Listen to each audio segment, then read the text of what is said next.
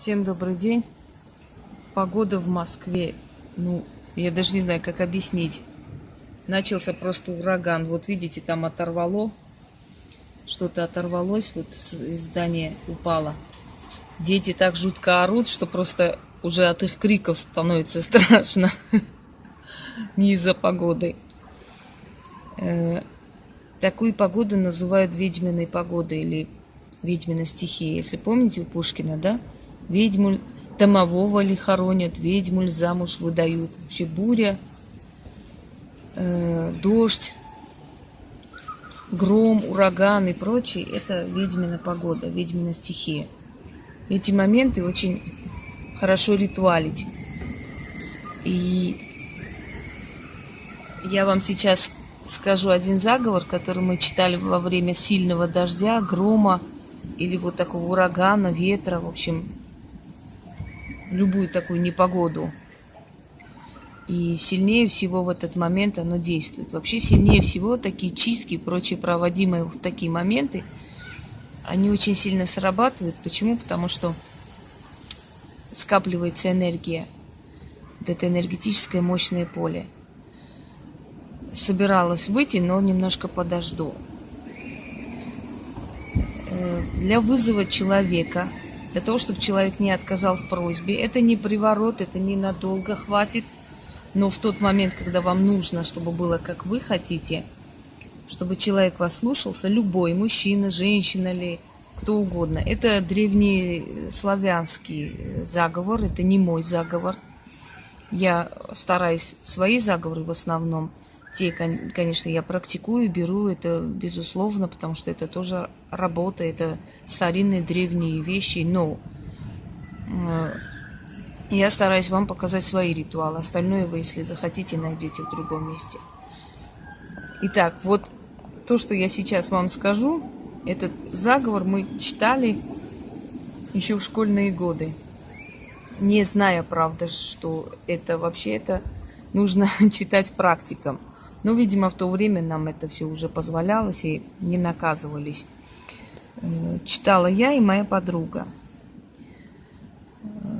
Звали ее Галя. Она долго, потом не могла выйти замуж. Потом, наконец-то, вышла. Все эти книги передала мне, свои. Старые записи есть. Там есть вызов стихии, вызов дождя и прочие. Увлекались этим она, ее сестра. И очень долго не могли устроить личную жизнь. Почему я говорю, что этого делать нельзя? И когда их мать наконец-то спрятала от них карты, а книги они передали мне, то их жизнь изменилась. Она вышла замуж, родила ребенка. В общем, все у нее хорошо, очень красивая девчонка. Так вот, вот этот заговор, когда мы хотим, чтобы было, как мы хотим. Чтобы учительница, в общем, нас полюбила в этот день, не спросила. Либо чтобы мальчик на нас посмотрел, как мы хотим. Либо дома, чтобы сделали, как мы хотим. Можно читать даже на близкого человека, чтобы он выполнил твое желание. Не обязательно дождаться непогоды, можно это читать, в принципе, любое время. Но желательно, если вы просто будете читать, это значит в сумерки, когда уже темно, да, темнеть начинает. А в непогоду оно действует сильнее. Ну, можно на банкира читать, на адвоката, на судью, кого хотите. Шел поп до церкви, катится колесо, играется, под ноги попу кидается, за полы его хватается. Так бы кидался до меня такой-то, бросался, вокруг меня кружился, как поп на меня, как поп на икону, он бы на меня молился. Черти, братья, помогите, такого-то покорите. Еще раз скажу. Отвлекает меня ветер жуткий, вообще в лицо бьет. Шел поп до церкви, катится колесо, играется, под ноги попу кидается, за полы его хватается, так бы и кидался до меня, такой-то, вокруг меня кружился, на меня, как тот поп, на икону молился. Черти, братья, помогите, такого-то покорите. Ну, после этого дела человек, который должен вам позвонить, позвонит.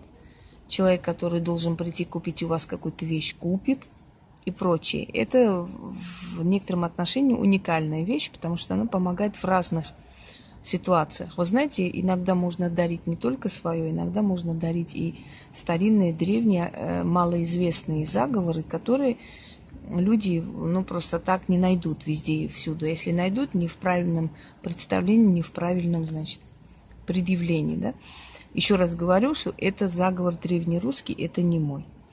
Но он очень хорошо работает в разных ситуациях, если вы хотите, чтобы человек вас послушал, чтобы он вам не отказал, помог, позвонил, относился к вам хорошо. Хватает ненадолго, нужно повторять. Читаем либо во время вот такой непогоды, либо в сумерки.